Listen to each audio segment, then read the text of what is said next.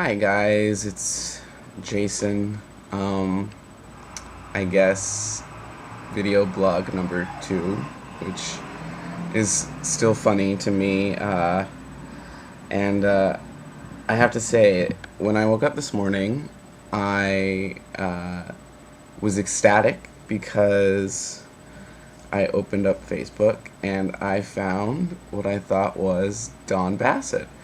Um, And then later I realized that it was not the Don Bassett that I was actually looking for. It's okay. I'm sure the other Don Bassett is a lovely, lovely, lovely person. But yeah. So to all of you guys out there who may or may not know Don, I'm still searching, looking for you, hoping you pop up or hoping someone gives me a lead to where you are. Um, so yeah, still looking for Don Bassett. Uh, um, so something interesting has happened the past couple of days in my neighborhood. For those of you who don't know where um, I live in Brooklyn. Uh, I think I live in Bushwick. Some people think I live in East Williamsburg. Uh, my post office says I live in Williamsburg, but it feels more like Bushwick to me, so I don't know for sure. Um, so I like to call it, as my friend Chris suggested, Eastwick. And there are no witches here, so don't get the idea that Cher's gonna pop up and make chicken feathers fly out of your ass or anything like that, because that's just not going to happen. Um, but I was riding the train today, and this happened yesterday too. Uh, One of the train cars contained Mormon missionaries. And I have to say, I have yet to see Mormon missionaries in New York City. I'm sure they've been here. I've been here for 2 years. I just haven't seen them yet. And I have to admit, and I'm going to go to hell for this, but I think there's something sexy about the Mormon missionary. It's probably mostly the outfit and their innocence. I don't, I don't know. And these boys were definitely in the uh, category of, you know, that category that we dare not speak its name, especially if we're talking about Mormon missionaries. So yeah, Mormon missionaries in Bushwick. I feel like a movie could, like, be about that. I don't think it would be a movie that everybody could watch or should watch, especially children under the age of 18. But if you catch my drift. Let's see. So yesterday I told you that Andrew and I went to the park and rode boats. But before we were in the boat, um, I was kind of laying down on the grass, just resting on my back with like my arms out or whatever. And Andrew looked up. And he's like, "There's like a flock of pigeons quickly approaching you. I think they think you're dead." And I stood up, and it was true.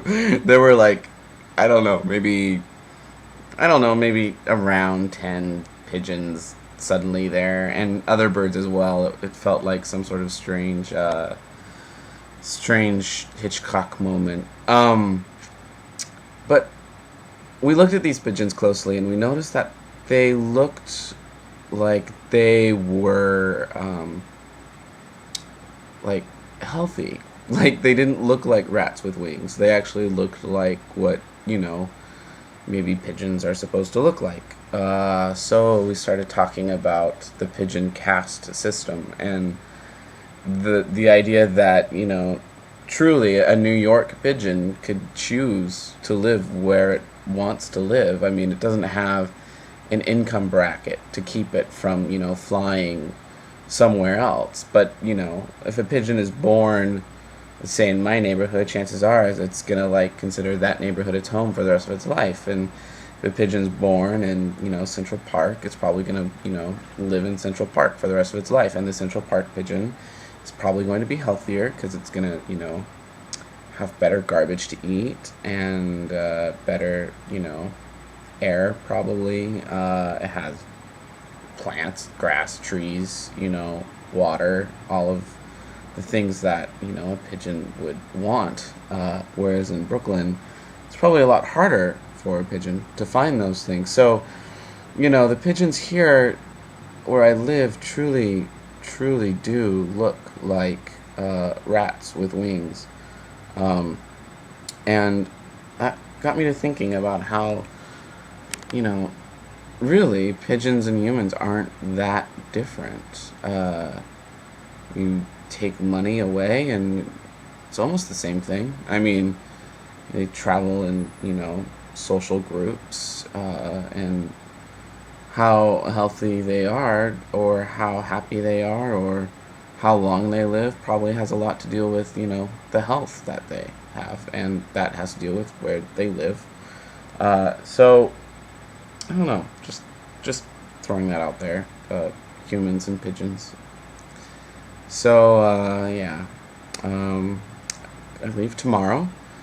Andrew and I are going away for the weekend. We are going to Philadelphia for a night and a day, and then we're going to Washington, D.C. for a couple nights and a couple days, and it'll be nice to get out of the city because I went away for like a weekend at the beginning of the summer to give the speech about my dad, but I haven't, left since then, and I think it's time. So looking forward to that. So if I don't see you before I leave, which I probably won't, maybe I'll see you when I get back.